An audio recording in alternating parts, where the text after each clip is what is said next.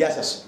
Το 1947 ο Μπεν Γκουριόν, δηλαδή ένα χρόνο πριν τον πόλεμο της εξαρτησίας του Ισραήλ, ο Μπεν Γκουριόν στέλνει ένα γράμμα στον Υπουργό Εξωτερικών της Αγγλίας και του λέει ότι ο μόνος τρόπος για να βρεθεί λύση στο πρόβλημα της Παλαιστίνης, καθότι τότε η Βρετανία είχε την εντολή, η περίφημη Βρετανική εντολή, ότι ο μόνος τρόπος λοιπόν για να βρεθεί λύση στο πρόβλημα αυτό είναι να ιδρυθούν δύο κράτη, ένα εβραϊκό και ένα αραβικό.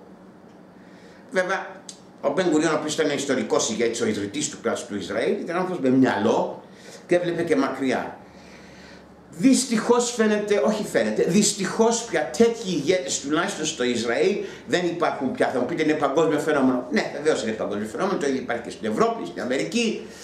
Λείπει ο ένας Ντεγκόλ, λείπει ένας Αϊντενάουερ, λείπει ένας Τίτο. Λείπουνε, σαφώς λείπουν. Ένας Τσέρτσιλ, βεβαίως. Το ίδιο συμβαίνει και στην Ελλάδα. Καμία αμφιβολία γι' αυτό.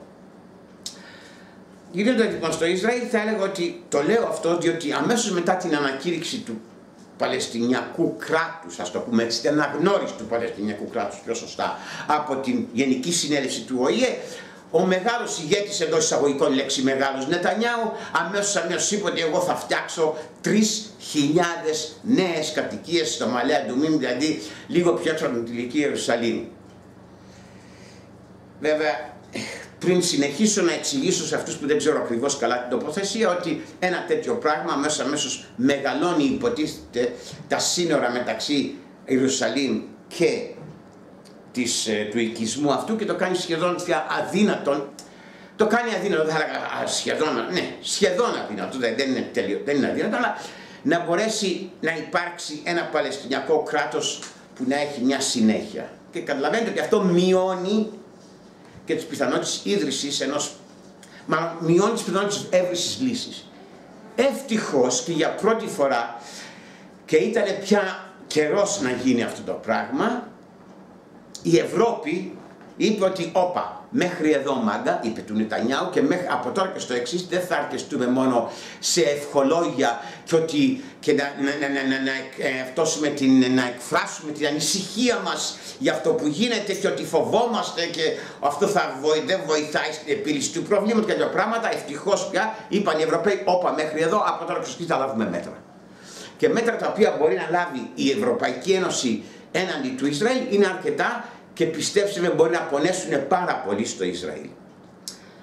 Είναι ότι μπορούν να αποφασίσουν ότι από τώρα και στο εξής όποιο προϊόν γίνεται στη Δυτική Όχθη ή στη Γάζα θα φέρει την τέτοια σφραγίδα και δεν θα το δεχτούμε σαν προϊόν Ισραήλ, που σημαίνει διευκολύνσεις και διάφορα άλλα πράγματα σε θέματα τελωνίων.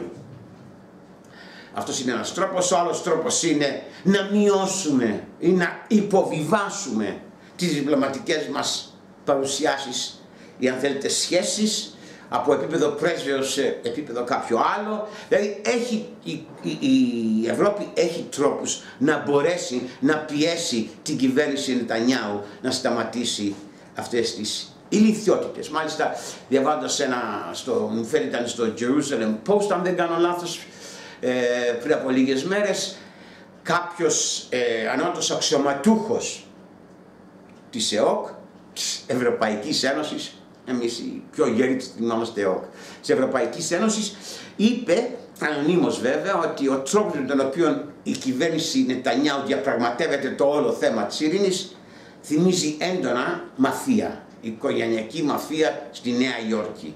Βγαλμένο, ίσως λέω εγώ τώρα, από το βιβλίο του Μάρκου Πούτσι, το Νονός.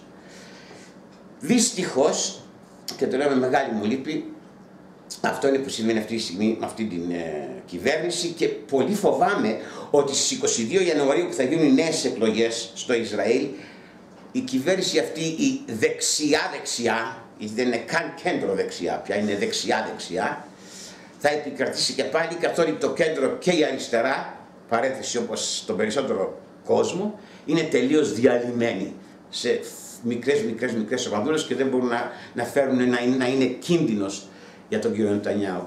Ως εκ τούτου, ας ελπίσουμε ότι ήρθε η ώρα πια η Ευρώπη να βάλει μυαλό και να πιέσει την κυβέρνηση Νετανιάου Και φυσικά θα πρέπει να πιέσει μετά και τους Παλαιστίνιους. Μην νομίζετε ότι αυτοί είναι τα αγγελούδια. Απλώς η συγκυρία είναι αυτή. Πρώτα απ' όλα να πιέσει την κυβέρνηση Νετανιάχου να σταματήσει το πράγμα, τελώς δεν τα βλέπω καθόλου καλά ως προς το να βρούμε κάποια λύση, ώστε να έχουν οι Παλαιστίνοι το δικό τους το κράτος, το οποίο δικαιούνται και ηθικά αλλά και πρακτικά. Αυτά. Γεια χαρά.